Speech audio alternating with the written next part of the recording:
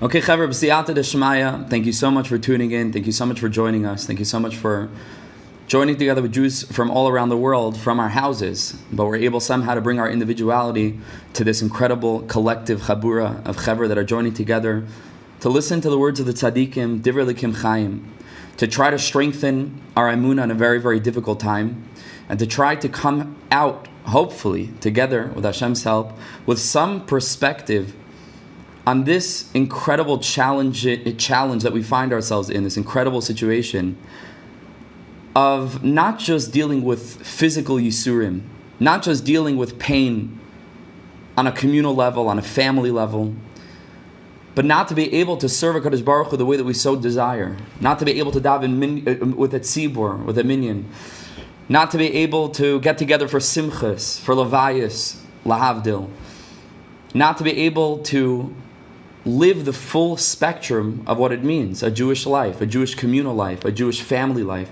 a Jewish personal life. And this compounds the difficulty, obviously, in an incredible way.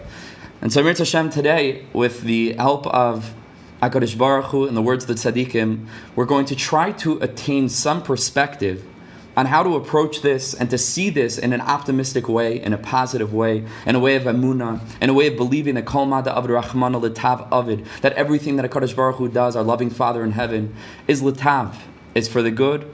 And Emir Hashem, b'schus the Chabura, b'schus all of these souls getting together to join together as one, Ki'ish Echad, believe Echad, in Achdus, in unity, Chaveir Makshivim, to be able to listen to the words of the tzaddikim. We should be zocha all together to a tremendous amount of siyata d'shmaya, Emir Hashem. And I want to thank Shlomo from Kol HaTorah Kulah and all the other chevra who put together such an incredible organization. You must go to the website, kolhatorahkulah.com, and check it out. They have short little clips from many different rabbanim and mashpiyim all around the world, under 5 minutes, very easy to listen to, on a wide range of topics. And it's really a special thing that they did and that they do. They're always sending out clips. They have WhatsApp groups, so I'm very highly encouraged to check out that website and to join into the incredible work that they're doing. And I appreciate their hosting me. And again, I appreciate all of you taking the time to listen and to join with me in this avoda of trying to go ahead and to attain a Torah perspective on something that appears to be very, very difficult to understand. I want to begin with a story that I heard from Rav Biderman. The Tasha Rebbe, Schus Yagan was having Kabbalah's Kahal. He was receiving all of his Hasidim, and the Hasidim would come with kvitalach, and they would come with their personal requests, and they would come to the Rebbe with all of their notes that the Rebbe would look at, and the Rebbe would go ahead and give the brachas that they needed. But aside for the spiritual brachas that the Tasha Rebbe was giving his Hasidim, the Rebbe was also the Gabbai Tzedakah. The Rebbe was also the biggest Bal Chesed in all of Tash. Obviously, all the donations went to him, went into a drawer in his desk, and he then was going ahead and giving out the money to all the Hasidim who were in need. And so one time by Kabbalah's Kahal, there was a whole line of Jews that were standing outside the Rebbe's office. And everybody was there for a different purpose. Some of them needed siyata d'shmaya for children. Some of them needed parnasa, obviously. Some of them stam were coming to give donations to the Rebbe, to maybe thank the Rebbe for his avodah, to give the Rebbe a bracha and to receive brachas in turn. And in this line was the group in Tash that were the most destitute group of Hasidim. The Hasidim that most of all had no food to put on the table, mamish. They had no money to buy simple provisions for their family, for their house. And they lined up, they came to the Rebbe maybe once a month to receive the donation that the Rebbe would have from all of the Gvirim in Tash that would give the Rebbe money that he should then go ahead and distribute. And this particular day, they mamish all decided to come at once. He had a whole line, ani after ani after ani, all of these people that were coming to the Tasha Rebbe to receive from him financial support. And the Rebbe looks outside the room of his office and he sees the whole line of all of these aniyim, one standing behind the other. And he looks at the amount of money that he has in his pocket, in his drawer, and he realizes his pasha not going to be enough. And slowly but surely, as the aniyim are coming in one by one, he recognizes he's pasha running out of money, and he looks down the line and he sees that there are people all the way further down the line that are the biggest aniyim that mamish need money that he simply doesn't have to give them. And it's chaval, they're sitting here, they're waiting in line, and they're so hopeful, and they're davening, and they're taking their precious time to stand in line and to come to the Tasha Rebbe, hoping, yearning that the Rebbe should be able to give them something, that they should be able to buy food for their families. And the Rebbe's getting worried, he's getting nervous. One person comes in, gives him $10. The next person comes in, another, $20, whatever they needed, however much they needed. And he realizes that the funds are dwindling. And when the next person comes in, the door opens, the Rebbe looks further down the line and he sees a gvir. He sees a very wealthy person. And the Rebbe thinks to himself, it's wonderful. It's mamash hashgacha that Hashem put, that on this day that all the paupers are coming, the gvir should be also here. The gvir should have all the funds that obviously is coming to give the Rebbe funds that he should be able to distribute. But the only problem is that the gvir is in line behind all of the paupers, behind all the aniyim. So the Rebbe motions to the Gabe. He says, go over to the gvir and tell him to cut the line, tell him to come to the front, so that he could come first, he could give me all the donation that he has to give me, and then when it comes time for all the aniyim to come ahead, he's going to have the funds to be able to distribute to them. So the gvir motions to the Gabai motions to the gvir, to the wealthy person, and he cuts the whole line, he comes around to the front. And lo and behold, he walks in, a very sizable sum. He gives the Rebbe hundreds of dollars, mizuman, ready to be able to give out cash, hard cash, and he puts it in the drawer, and he's so happy with the way the things worked out. It comes time in line for the aniyim to walk in, to these people who came with no money to put food on their table. And he sees the first pauper walks into the room and his face is mamish red with anger. He's shaking. And he walks right up to the Rebbe and he loses himself in a moment of wrath, really wrath. And he starts to scream at the Rebbe. He says, Rebbe, this is the last place in the world that I expect that there should be some emes, that there should be some yashrus, that there should be some sense of justice. And here, just because a couple of aniyim are waiting in line that don't have the pull, that don't have the money, that are poor, that are nebuch, we should have to be cut by a gvir, that just because he has money, you're bringing him to the front of the line. And all of us are standing here waiting for hours, and the gvir cuts us all. That's yashrus. That's emes. That's the way things are supposed to be in Tosh. The last place that I would expect such a thing. And the Gabbai standing there, he's trying to hold the words in his mouth, to protest, to yell, you don't understand what happened here. And the Rebbe tells him, shh. The Rebbe tells him, don't say a word. The person finishes yelling and he storms out of the office. And the Rebbe looks at the Gabbai and he told him, he said, listen to me very carefully. He said, this is the nature of the whole entire world. It's a mashal. He said, any time throughout history, in the collective life of the Jewish nation and all of our personal lives, things go wrong. Things don't seem to be yashar. Things seem to be out of control. Things seem to be difficult. Things seem to be a lack of justice, a lack of mishpat, a lack of emes. And our knee-jerk reaction is to stand up and to scream at the heavens, at the silent heavens, les din v'les dayin. There's no justice. There's no judge. There's no justice. There's no emes. There's no yashras. And little do we know that this that we think is the opposite of tov, that this that we're so upset about, that we perceive to be the opposite of yashrus, the opposite of emes, the opposite of justice, and the truth is it's all for our good. Not only is it fair, it's for us. It's literally for us. It's literally to, so to speak, stock up that drawer so that when it comes our turn to walk into the office, so to speak, we should be able to receive the biggest matana, the biggest gift, and the biggest goodness. And instead, what do? We get angry and we storm out of the office and we lose the whole thing. We lose the whole thing. This is the natural tendency of the human being, the natural tendency of the Jew, because we perceive life with a very limited consciousness. And here's where Amunah kicks in, to be able to look up at HaKadosh Baruch Hu and to say, Ribbon Shalom, it looks schlecht, it looks bad. From our perspective, it looks bad. Very, very, very bad. We don't know how to deal with a virus that shuts down society. People losing parnasa became the least of the problems in the last week or two. How many levayas? How many communities lost Rabbanim, Rahman al-Islam? How many families lost fathers, lost grandparents, lost uncles, lost friends? Rahman al-Islam. Levayas without anybody to go to be malava the mace. Hespedim with no one there. Shiva houses where nobody can come to the Shiva. Tragedies, tragedy upon tragedies. Ad Masai. And in a certain way, of course, we have to protest. Crazy way. We have to look up to HaKadosh Baruch Hu and say we won't stand for it. And we're going to storm the heavens with tefillah and with tehillim. And we're going to do everything that we possibly can to cry and to feel the pain of Klal Yisrael. That our heart should be broken, that we should be crying all the time, and to feel the pain of another Jew, of course. But there also has to be another room that we can enter, a room of emunah.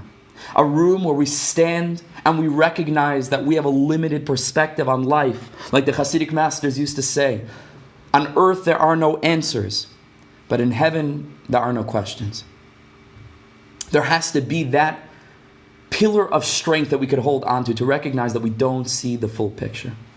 And so here I'd like to turn to the notes. I think that you all have the notes on your screen. So please follow along with me inside. I think it's very important to see the words of the tzaddik. And we should have siyata d'shmaya to be able to get through the material in the short time that we have together. And I bless us all. 2 brachas. First of all, really 3 brachas. All of us that are healthy should stay healthy. All of us, Rachmana litzlan, that need refuah shalema, or know anybody who needs a refuah shalema should have a refuah shalema b'karev mamish. Take it umiyad. And the third and final bracha, like I've been telling people all along for the past couple of weeks in private conversations, I think we all entered into a very dark tunnel from our communities, from our respective houses, from all the places in the world where we find ourselves. And I believe with absolutely firm conviction that the other end of this tunnel is in Yerushalayim. We should be zaycha, all of us, to get together, to be able to sit together around one table, in person, in the flesh, not to be separate like this, and to have to resort to, to speaking to a camera, to an empty room. I know that all of us are together in a spiritual sense, but it's not the same. It's never the same. We should be zaycha to bring together with so much love and so much joy and so much celebration and music and Torah and all the good dazach and all the good things in the world. So let's begin with the Eish Kodesh and Parshas Mitzorah. When this whole thing broke and the shuls were shutting down, the first thing I thought about was this Eish Kodesh and Mitzorah. And I've been yearning to share it, and I'm so happy that I have the opportunity to share it with you today. Eish Kodesh, of course, is a sefer that were transcribed drushas, speeches that were given by the Heilige Piacezner Rebbe of Klonimus Kalman Shapir of Piacezner in the Warsaw Ghetto, shortly before he was murdered in a concentration camp, Rachmana litzlan. And he transcribed all of these drushas that he gave to a very small group of Jews who were Moiser Nefesh to get together on Shabbos, in the ghetto, in bunkers, whatever they were able to do. And that the Rebbe would go ahead and to give them drushas and chizik and emunah. And he transcribed these notes, he buried them in the ground. And after the war they were discovered, they were brought to Eretz Yisrael, where they were printed in a sefer called Eish Kodesh. And here in Eish Kodesh, Parshas Mitzorah, please follow along with me. The Rebbe is commenting on Psukim Kisavayo LaEretz Canaan. The pasuk says, the Heilige Torah says, Hashem says that when you'll come to Eretz Yisrael, Asher ani noisin lachem la'achuz, that I'm giving to you as an inheritance. V'nasati nega tzaras b'bayis Eretz achuzaschem. And he says that I'll put a plague, I'll put a nega tzaras, this strange sort of plague that was placed on the houses in the land of your inheritance. So Perish Rashi says an amazing thing. Besura haya lahem shanagoyim boim alehem. He says that it was a positive thing that the plague came upon their houses. Why? Because the Amorim, the Amorites, those that lived in these houses before Klal Yisrael left the Midbar, walked into Eretz Yisrael, and so to speak, were able to move right into all these houses. They had hidden all of their treasures in the walls of the house. Bekiras Bateya. Kol Arba'im Shana, all the 40 years that Klal Yisrael were in the Midbar. Shal Yisrael b'Midbar al Yedei Nega, and through the Nega, as we know, when Saras was found in the house, they would need to destroy the whole house, break down the wall, remove the Saras. Al Yedei Nega, once the Saras was there, and they would need to sequester the house off and really put it in quarantine, a self-quarantine on the house for 7 days. It was Tameh. And after that, they would knock down the wall and they would find Noisitz Abayis Umoitza, and they would find all the treasures that were hidden. And so in a crazy way, it was a very positive thing. It was Tameh, it was Tuma, but it ended up being a positive thing. And says the Heilige Piacezner Rebbe. He says, I don't understand. Of course, HaKadosh Baruch Hu wants to bring treasures to Am Yisrael. He wants to give them so much good. But why did we need to shut the house up for 7 days? Why did we need to consider it a tumah chamura that all of us had to stay away from? That's tameh umetame. V'rak acher kachol tzuas avadim, and then you remove the stones. Kivan shenira hanaga yada shekan matnoi. He says immediately after we found Saras in the house, we should have known that there's a treasure there. Why do we need to declare that it's tameh, sequester the house, that nobody should be able to go in, nobody should be able to go out? If someone touches the house, he becomes tameh. Skip that whole procedure, break down the wall, and find the treasure. He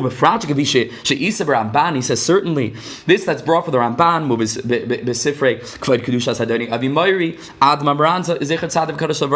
the Ramban that's brought in the books and the works of my father, says the Piacezner Rebbe.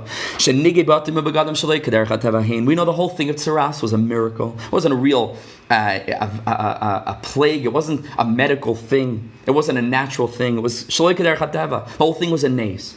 So it emerges that it wasn't something you catch b'mikra, so to speak. Nothing's b'mikra. Nothing's by chance. But it wasn't something you catch from someone else, and from one house it spreads to the next. This is something that's specifically focused on hashgacha pratis. So then we should have understood that if we have tzaras in the house, break down the wall, you'll find the treasure. What's this whole process of making it tameh? The whole purpose was to give Klal Yisrael treasures. Why then did the Torah command that the house should be impure, that it should be tameh, it should be ritually, so to speak, off limits, that everybody has to stay away for 7 days? Says the Heilige Rebbe, we have to hear not only the words that he's saying, but the circumstance in which they were spoken, in which they were said. We have to understand that anything that we're going through in the Piacezner Rebbe's time was compounded 1,000-fold, 1,000,000-fold. Children being murdered in the streets, Rahman al-Itzlan. The most unspeakable tragedies unfolding before their eyes. And listen to these words of faith. Listen to these words of unshakable emunah. We have no idea, no understanding of the secrets of the Torah and the mitzvahs, no understanding. It's possible to say that the Torah is hinting to us something so deep, something so fundamental and foundational. We know and we believe everything that HaKadosh Baruch Hu does to us, when He hits us, so to speak, and when we're suffering in our lives, financially, emotionally, physically, spiritually, everything is for the good. So he says, he says, hayos, that a person goes through physical pain. A person gets sick, Rahman al-Itzlan. A person loses parnasa, things aren't going so well, tzargelo banim, shalom bayis, things in a person's own personal life, so to speak, we could handle. And we could say, Rabbana Shalom, it's tough for me, but I can enter into that place of emunah to say, Kol Masha Hashem Yisbarach Oisa Kol HaTorah. Whatever Hashem does is for the best. Gamzu l'Torah. That we could handle. But he says, when we see at our time, HaKadosh Baruch Hu is not just, so to speak, attacking us with a physical struggle, with physical pain. But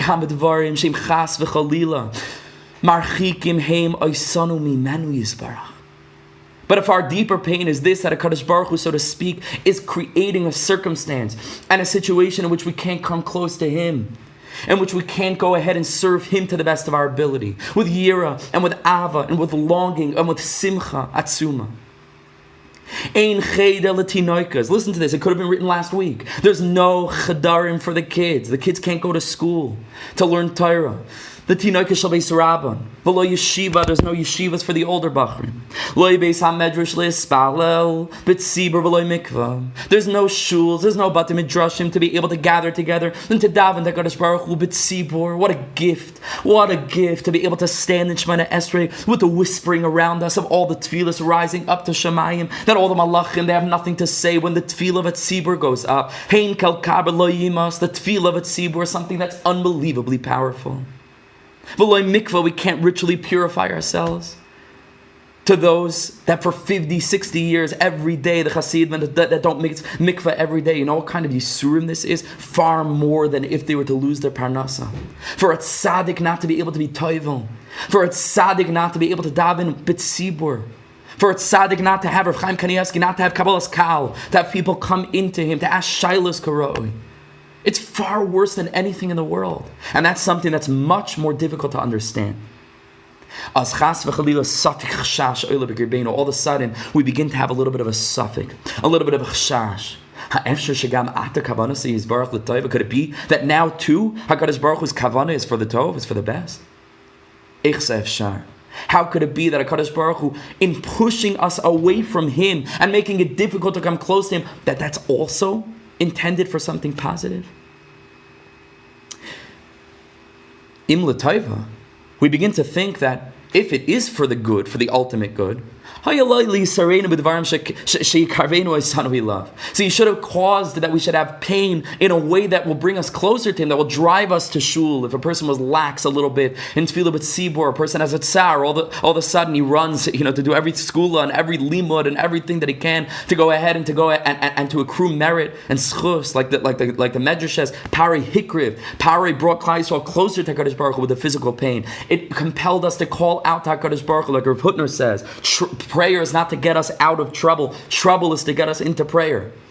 Right? This ability to go ahead and to respond to physical suffering with a renewed closeness to HaKadosh Baruch Hu.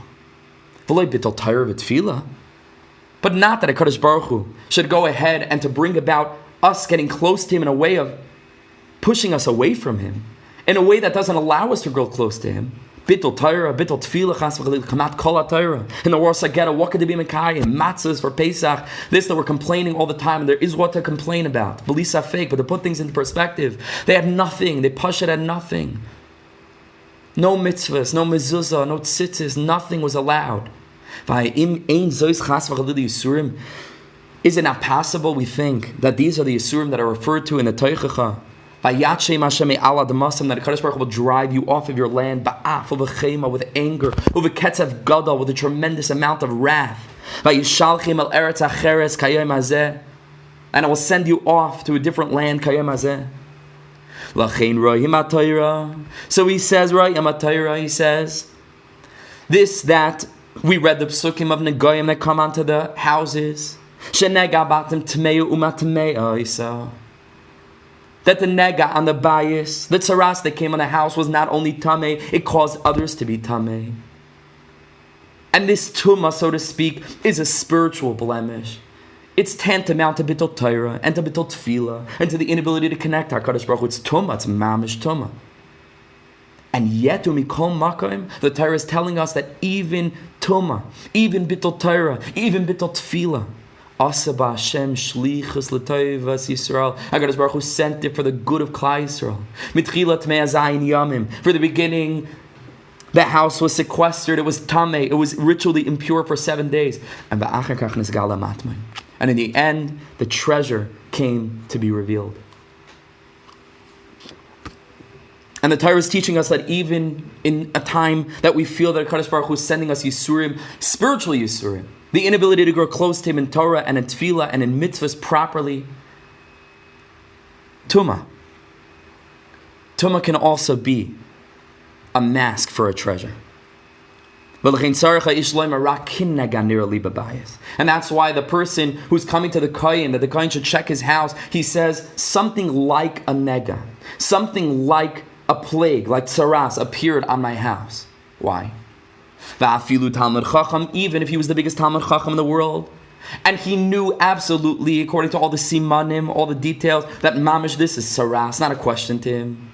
Still, even a Talmud Chacham sheyadea shenegahu rak kinaga ya'omer. When it came to the Kohen, all he said is something like a nega, kinega. Lefi haniska la'el. Why? Listen to this, so powerful, Chevra.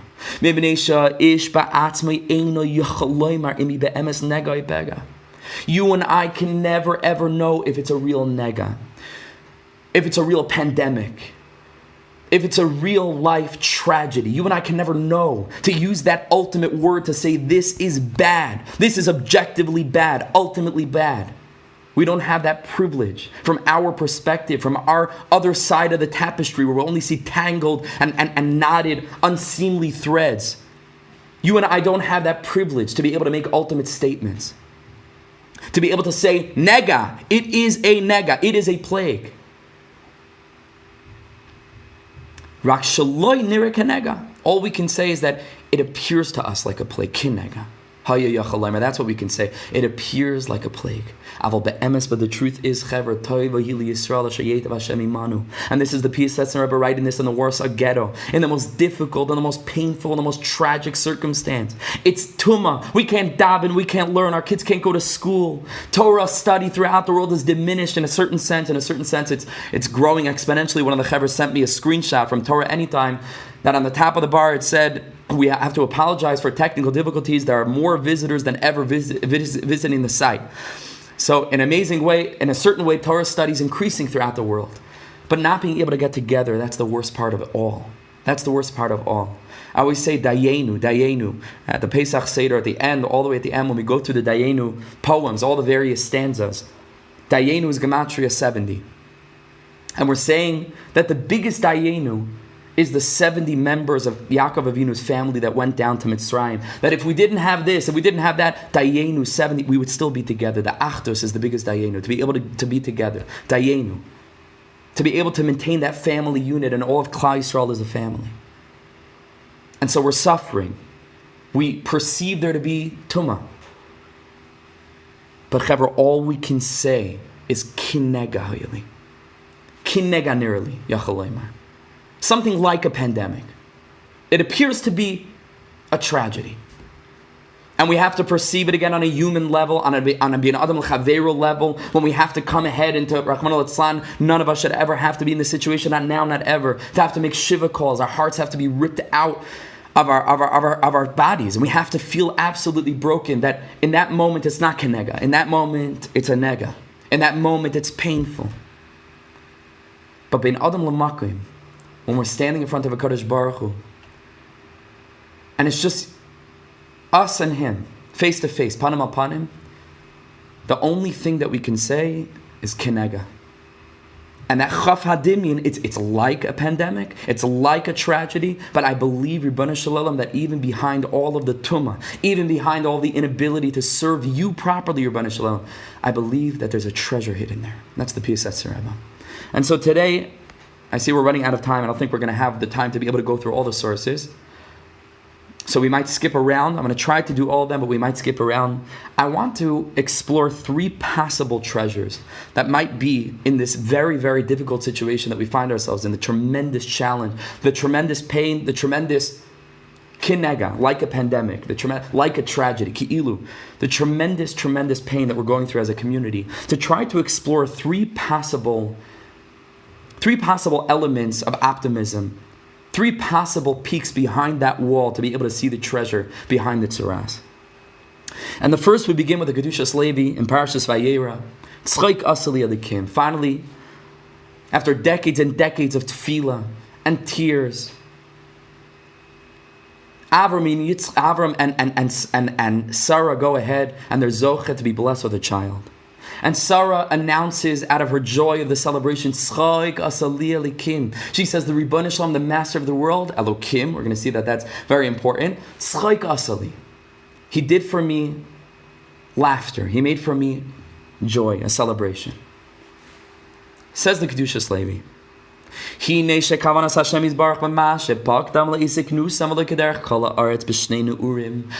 HaKadosh Baruch Hu only answered their tefillas when they were older, when they were in their ziknam, all the way at the end of their lives, and didn't grant them children, like is the way of most of the world. We should all be zeichet to raise healthy children, Yiddish children, have Yiddish nachas from them.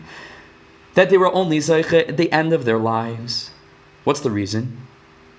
A nega.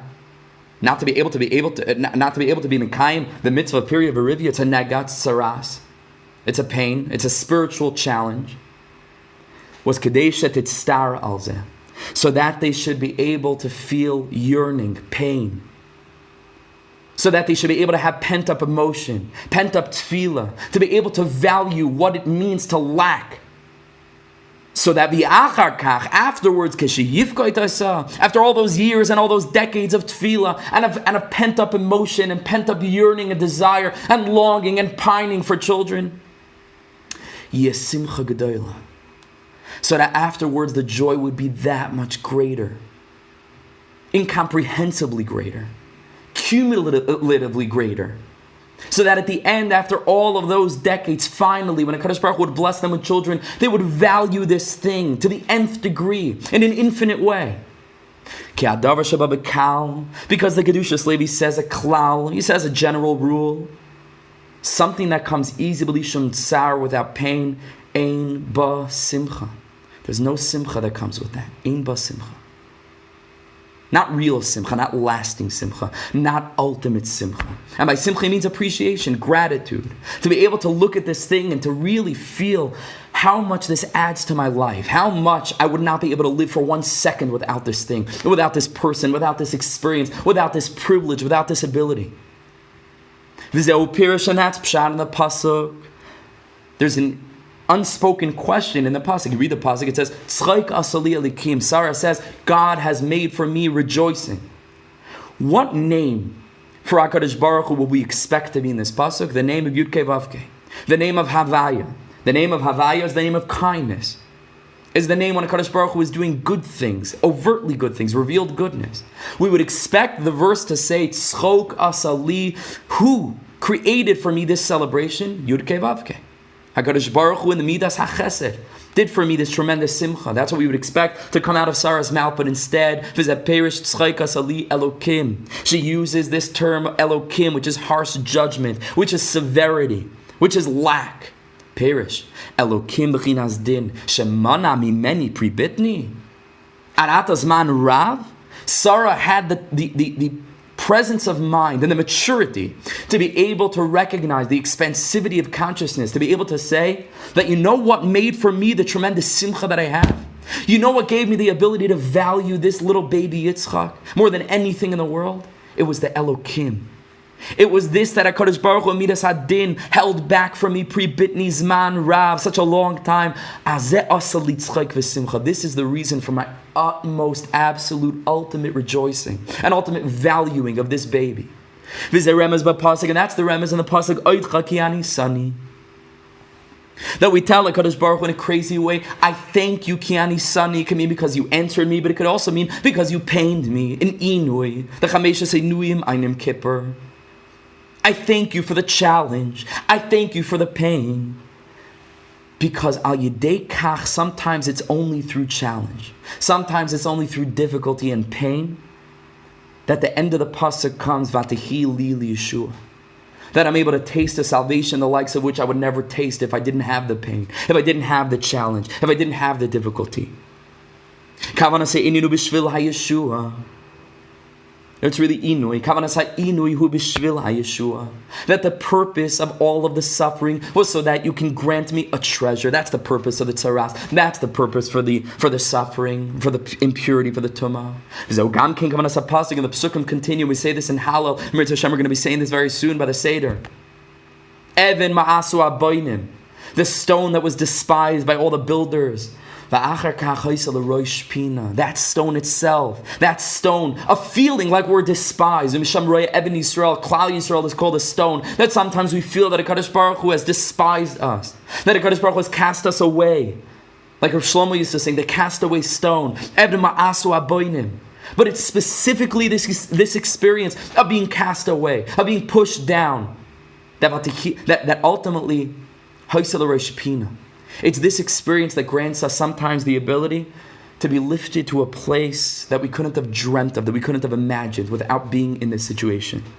And then we're able to say, and the psukim continue, and you'll recognize this from Hallel, Mei Hashem He said, all came from Hashem, Yud-Kei Vav-Kei.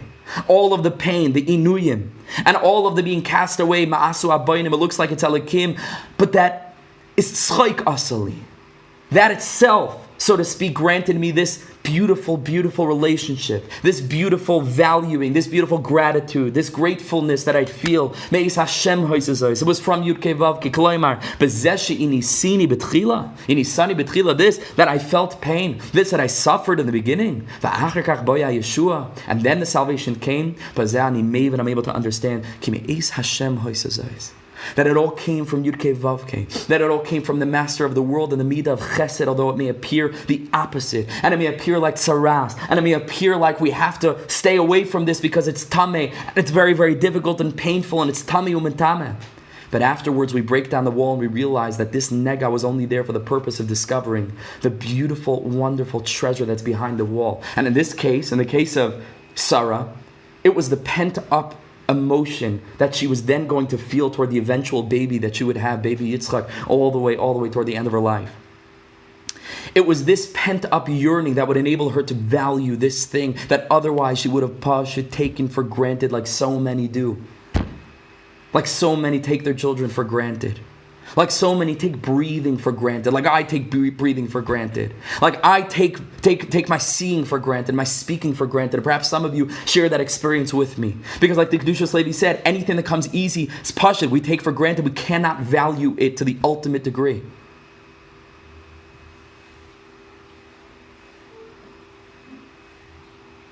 And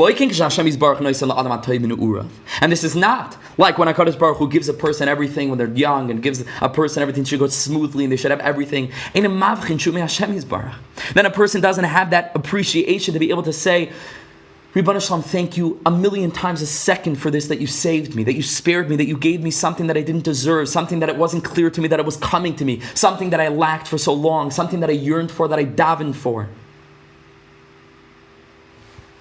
And he says it's just happenstance, just stam. But if a person initially met with a situation that was painful, met with a elikim, a midas hadin, a negatzaras, a challenge, and then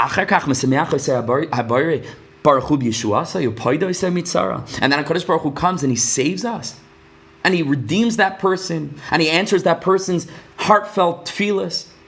Mitzara v'tzukah, from this pain, as I mavchin, in that moment, he's able to understand Shebashkachas Hashem is Baruch Kol Ha'olam Tluyim, that everything is from HaKadosh Baruch Hu, and that Ein Lanu Amili She'ein El Alavinu Shvashamayim, the only person we have, not a person, the only being, the only force, the only place that we have to turn to is HaKadosh Baruch Hu. And that's the end of that capital, is that it's wondrous in our eyes. We're able to say, this day, this celebration that we feel, Asa Hashem, it was Hashem that gave this to us. And it's not coming to us. And I'm never going to take it for granted because I yearned for it so badly. So that through this, we should come to ultimate rejoicing. Just read the first line of the next piece from Rebbe Nachman's Chusiyah Gonalenu, and then we'll explain this in light of our current circumstance outside with Hashem's help. The Iker, Rebbe Nachman says, Chusiyah Gonalenu, Makol Yisrael, Amen. The Iker gedolah cheshek nasa al yidei hamaniyah shemazminim lai. Rebbe Nachman says, cheshek, desire, yearning, appreciation, is in exact accordance and an exact proportion to the obstacles that we face. When a Jew feels that there's something that his entire Yiddishkeit depends on this. When he has to do something so important, something that his entire Judaism depends on this trip, like he's going to talk about. Like to travel to a tzaddik, to be able to perceive the countenance of someone who is a shining example of what it means to be an Oved Hashem, who's able to connect him to HaKadosh Baruch Hu just by virtue of being in his presence, and by virtue of feeling the emunah emanating from his face, and from his words, and from every movement, and from every word of Torah that he teaches. When a person stands at the ready to do something great, as I mazmin loy meniya, they will absolutely prepare for you an obstacle. And that obstacle, more often than not, can be about the tzaddik himself. More often than not, that obstacle can be this, that all of a sudden we lose faith in the tzaddik. We lose faith in this. It's just an example. But we lose faith in the value of what we're attempting to do because our whole Yiddishkeit depends on it. So of course it's going to be difficult. And of course they're going to prepare for you obstacles. And the obstacles will have to do with valuing this thing that initially we felt so drawn to. What's the purpose? And this obstacle is for the purpose of building up the desire. So that we shouldn't be able to do what we know deep down we need to do. That our whole Judaism depends on this. Each in our own avodah, each in our own personal path. And our own individuality in the sense of serving Hashem b'ma'odah, with our ma'od, so to speak, with our very, with that in which we are special and unique. Each of us has our own path, our own shvil manatzad, our own path to the side that we need to follow. That our whole Judaism depends on it. And then we meet with an obstacle, and all of a sudden, after being away for a little bit, we begin to desire. We begin to yearn. Just for the purpose of our desiring this thing more. And we won't read the rest inside. And I encourage you all, when you have the time afterwards, to be able to read it. Right now we're running out of time. I want to get to the end, to the last piece, which is super important as well. But it's only for the purpose that when we finally attain that thing, when we're able to break past all the barriers, and we're able to break past all the kashas, and all the shtusim, and all the smallness, and all the katnus, and we're able to overcome all of the difficulties that are holding us back, not just in a physical sense, but in a spiritual sense. And HaKadosh Baruch Hu all of a sudden removes the obstacle, whether it's a mental obstacle or a physical block, a practical, circumstantial block. And all of a sudden we're able to go ahead and we're able to break past and to finally attain that which we had been yearning for with all of our hearts and all of our souls. It's Mashu Acher. It's Tzchaik Asali Elikim. It was the waiting period that caused me to appreciate, to value. In the next piece, we won't read it inside, we don't have the time, I'm afraid. In the next piece, Rebbe Nosson explains that the destruction of the Beis HaMikdash was not a punishment. The destruction of the Beis HaMikdash wasn't a response in a negative sense to what Klal Yisrael had been doing and acting inappropriately and improperly with sinas chinam and everything that caused the destruction of the Beis HaMikdash. It wasn't a reaction in the sense of saying, you did something wrong and now you're going to get a patch, you're going to get a punishment. That wasn't what the destruction of the Beis HaMikdash was. Says Reb Nosson, there's something far more ikari, there's something far more essential. He says, you know why Klal Yisrael started to behave inappropriately one with the other? And Klal Yisrael started to become lax, and there been adam l'chaveira, lax, and there been adam l'makom, certainly lax, and there been adam l'Atzmo. In their self-realization, Rebbe Nosson says it's very simple. And again, when you find the time later, please learn this inside. Rebbe Nosson says, L'kutei halacha shluach hakan hey tesvav. Rebbe Nosson says, you know why we began to act inappropriately in the presence of the Beis HaMikdash?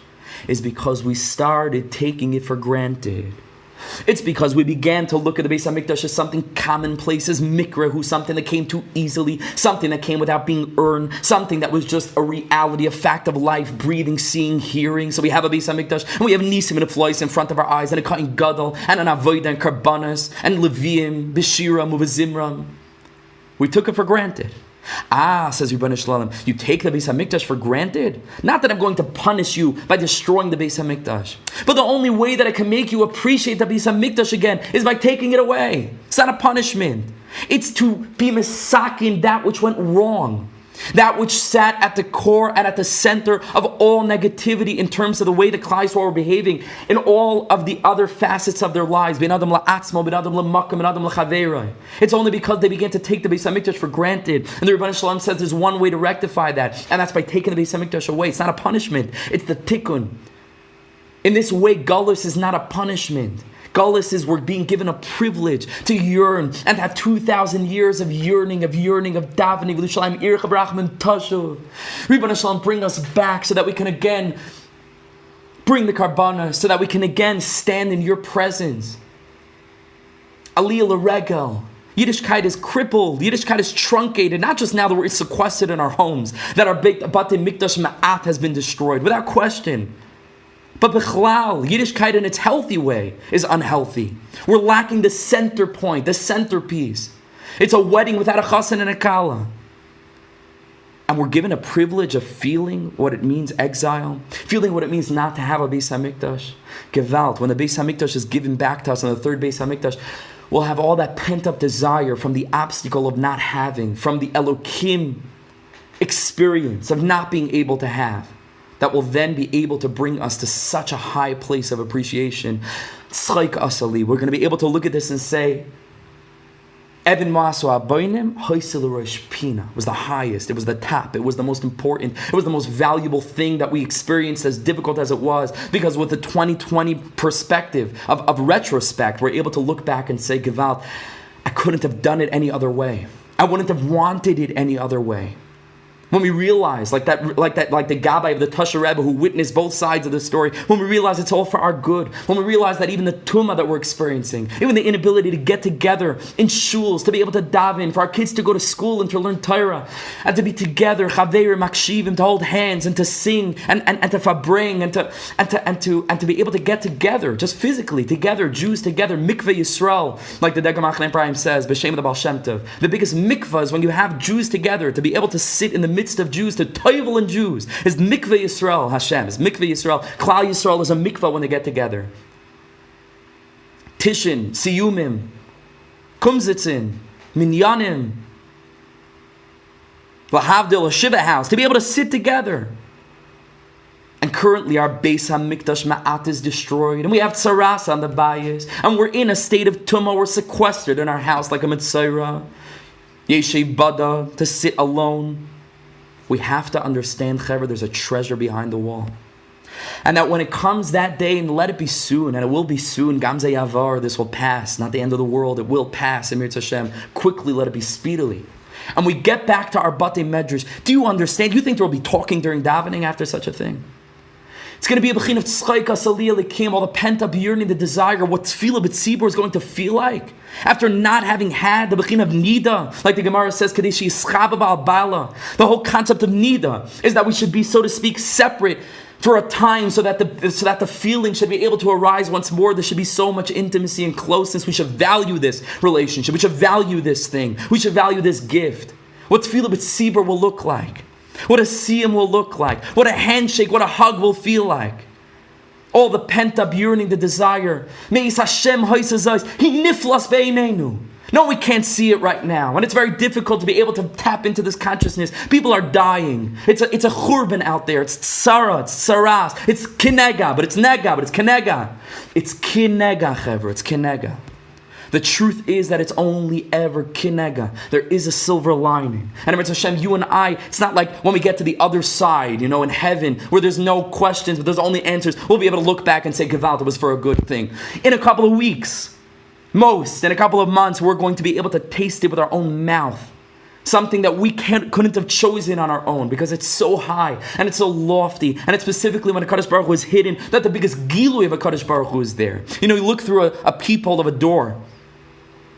And it's clear, so it's very beautiful. You think that it's clear, it's open, you could see through. You can't see through if you're on the outside. But at least it's a clear glass, right? It's mamash something that's transparent, it's beautiful, it's clear. And then you have a person who's standing in front of the door and he sees that the people is dark. And he thinks to himself, it's an ugly people. There's something wrong with the people, it's broken. Why is it dark? Because the person in the house is looking through the people. So it's dark. Sometimes we look up at heavens, in a physical way, in a spiritual way, in an emotional way, and the heavens are dark. It's a cloudy day.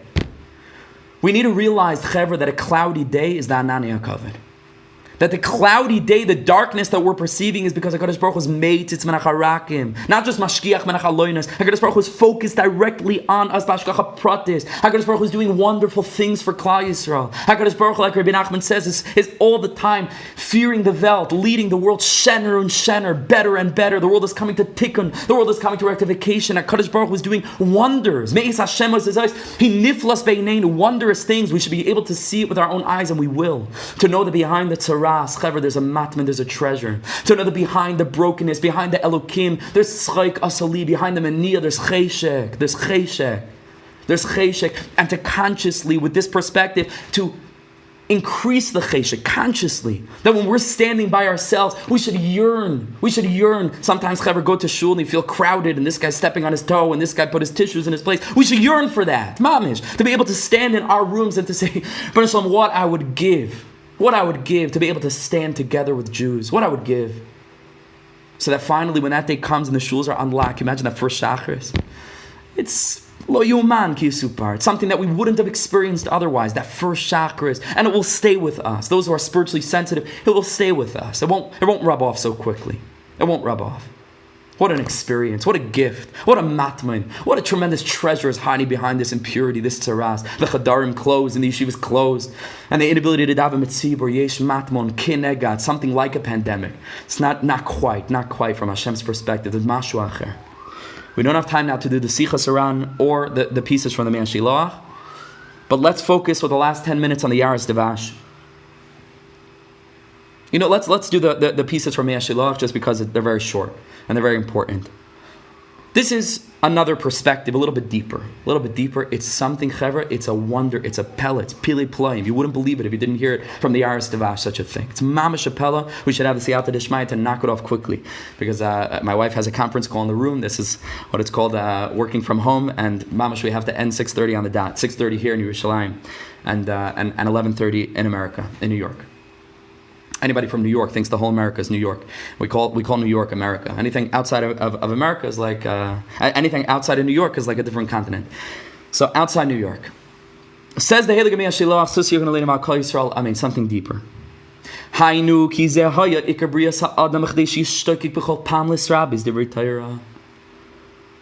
He says, Mamash, what we're talking about now, this experience of yearning, the whole creation of man was that we should yearn for Hashem, so that we should yearn to do more, and all challenge, and all struggle, and all bechira, and all challenges and emunah are only for the purpose of increasing our desire to do good, and that's what HaKadosh Baruch Hu values more than anything. Rahman al-Libaba, it's all about the heart, it's all about the yearning and the desire of Zeh Inyan. This is what Chazal mean in a hidden way. The Gemara in Brachas, gedolah, shimusha shal Torah yosim limuda. Shimusha shal Torah, which literally means the service of Torah, means to service, to be meshamish a Talmud Chacham, means to get shimush, right? Like they say, to be able to sit in front of a Talmud Chacham and to see the way that he paskins shimusha shal Torah. He's even greater yosim limuda, even in learning it. But it says the Mei HaShiloach, there's a remez. Shimusha doesn't just mean to service Torah. Shimusha shal Torah nikres hatshuka. He says Shimusha shal Torah can also mean the tshuka, the yearning for Torah, because in a certain way, the yearning for the Torah is mishamish the Torah. Without the yearning for it, you would never be able to sit down and learn. You have to have cheshek. And so Shimusha shal Torah can imply and allude to and represent the yearning. And so all of a sudden the Gemara takes on a totally different meaning. Gedolah shimusha shal Torah yosim limuda is not just that the service of Torah is better than the learning itself, or more important, or more valuable in Hashem's eyes, but the yearning for davening, the yearning for learning, the yearning for tefillah, and all the different mitzvahs is gedolah limuda, is even bigger than actually doing that thing. Why? So here we turn to the Mei HaShiloach, volume 2, Parashas Vayishlach, the same topic. This that's brought in the Parak Chelik in Sanhedrin, Shegedolah Shimusha Shal Torah Yosim Limuda. That Shimusha Shal Torah, which, like we just said, is the yearning for Torah, and the yearning for Yiddishkeit is even more important than Limuda. And he explains, Kivan Chat Shukal Hashem Yisbarach B'li Gvul, because yearning for HaKadosh Baruch Hu is without any gvul, it's without boundary. Learning something, you sit down and learn a page of Gemara. A Shemona Esrei is a limited thing. There's 19 brachas. It takes a certain amount of time, 7-8 minutes. Learning something is with a limit. But the tshuka for HaKadosh Baruch Hu, the yearning for the thing that we would have otherwise taken a specific amount of time to do, a quantified time to do, is b'li gvul, is without any sort of limit.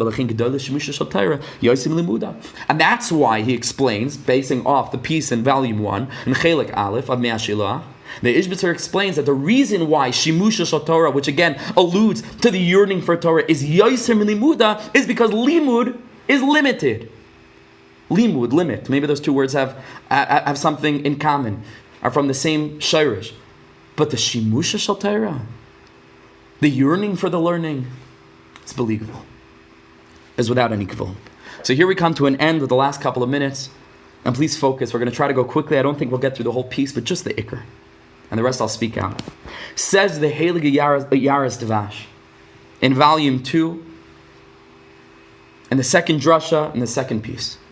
V'hinei b'kivud av ein, when it comes to kibud av ein, and it's something that right now also another hidden gift that we have to be able to value and appreciate our parents and our grandparents.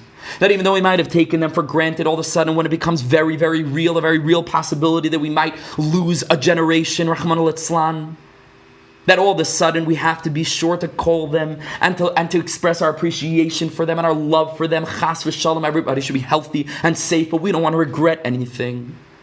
Chazal say, Ashrei mi shaloi chaman. Fortunate is a person who didn't have parents. Crazy thing about kibbud av v'eim. Why? Because it's so difficult to be mechabed parents.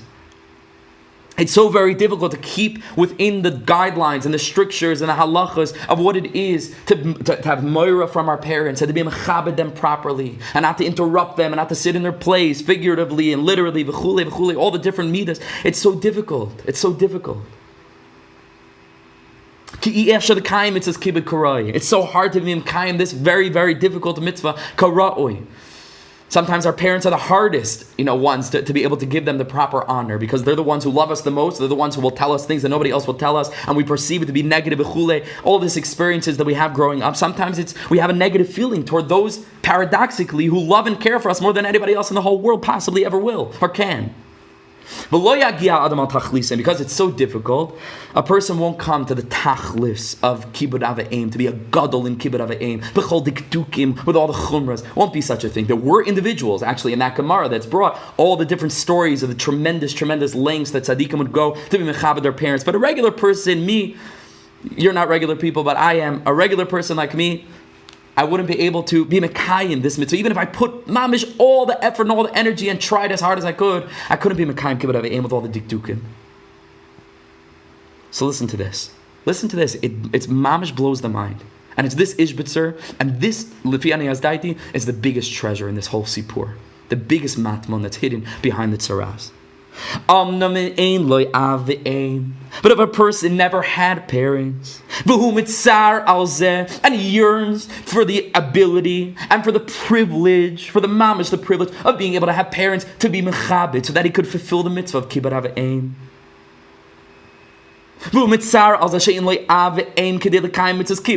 And he yearns and he's pained and he is brokenhearted over this, that he can't be mekayim this mitzvah. In Cain, says the Ya'aros Devash, and this will finish, yesh lo schar me Hashem, he gets reward, it's considered in Shemayim, ki ilu kimoy betachlis hakiyum, as if he was mekayim it in a way that if he were to have parents, this person, he never could have been mekayim it with all the dikdukim and all the chumras like he's mekayim it now without having parents. Specifically because he doesn't have parents. Specifically because all he has, like the Ishbitzer says, is infinite yearning, is infinite tshuka, gedolah tshuka yosim limuda. And his mitzvah in Shemayim is considered not to be lacking anything at all. It's perfect with all the possible dikdukim and all the chumras, because it comes from a lave that's yearning, Rahman al-liba boy. And when you have a lave that's functioning, that's alive, like breast liver, oisias lave basar, a heart that's of flesh, that's feeling, that's sensitive, that's ani yeshena perhaps, but will be air, but the heart is awake, and the heart is yearning, and the heart is longing, and the heart is pining to serve HaKadosh Baruch Hu on the highest levels, and we can't. That mitzvah is infinite. Qualitatively, we get schar in Shemayim, and it's not about the schar. We get kirvat HaKadosh Baruch Hu that is infinitely more than we would get, and that we would be zocha to if we were actually in the shul davening minyan b'tzibur, b'poyel mamish. He goes on, the last 2 minutes, I'll just tell you very, very quickly. He goes on to explain that that's why Esther didn't have an av ve'em. That's why Esther was a yesayma. Chazal tell us Esther was a yasam. He says, what's Amalek's whole power? Amalek comes from whom? From Esav, ultimately, from Edom. Esav's whole thing was what? Esav's whole thing was kibbud av, was that he respected Yitzchak. That's Esav's whole power, and therefore Amalek's whole kiyum is from the mitzvah of kibbud avayim, from Esav, that he was so much, he went out of his way to be mechabed Yitzchak Avinu. Says the Ya'aros Devash, and I implore you to see it inside also. If you could look it up, it's online. And if you have the sefer, even better. Says the Ya'aros Devash, in order to bring down the downfall of Haman Amalek, which goes all the way back to Esav, we needed a person who excelled to the nth degree in the mitzvah of kibbud avayim. Where do you find a person who excelled to the nth degree in kibbud avayim? Not a person who had parents, a crazy thing, a paradoxical thing. Not a person who actually had parents to be mechabed. You needed Esther, who was a yesayma, she'ein la avayim, who all she had was the tsar, all she had was the gedolah shemusha yosem limuda, the pain and the yearning. You needed it to be someone who didn't have a father and a mother, because she was mekayim the mitzvah b'shleimus in a way of absolute perfection. It was her that could bring the downfall of Amalek. It was her that could bring the downfall of Esav, whose whole mitzvah was kibbud avayim, a pellet, pili playim. The implications of this are vast, chevra. And so with this, I want to end very, very quickly. I apologize for going over time. Kinega. All the challenge that we're experiencing, we could only ever say kinega. It appears to be like a nega. It appears to be like a nega. But the truth is, the biggest truth is to know that behind this wall, yesh matmain. Behind the wall, there's a treasure. That behind the Elokim, there's a tzchaik asali. There's a haisel or a shpina behind the Evan Masu Abaynim. that we will very soon be able to taste. And the first one, like I explained from the Kedushas Levi and the Tzaddikim taught us, the first one is this aspect of having pent-up desires. So when we finally get there, it'll be mamish better than anything. We'll finally be able to value, to appreciate the simple thing of davening in a minyan. It will mean something to us, all the mitzvahs getting together. But the second, perhaps, Ula ve'efsher, what do I know? It's just perhaps for the purpose of chizik. It's possible to suggest that another major support and another major aspect of this treasure is that when we stand b'yechidus and yearn to be davening for a minyan, we are mekayim in a certain way because it's an oines rachman patre. We are mekayim in a crazy way the mitzvah of tefillah b'tzibor in a way of absolute perfection, in a way of absolute perfection with all the chumras and all the dikdukim and everything else in a crazy, crazy way. We should be zeicha, chevra. I bless us that we should be able to hold on during these difficult times. That we should be able to manage within ourselves. Yes, we should feel the pain. Yes, we should feel the pain of other Jews and our heart should be broken. And we should absolutely feel that it's a nega on a certain level. But also we should be zeicha, ben adam lamakom, to tap into that place that's only kinega.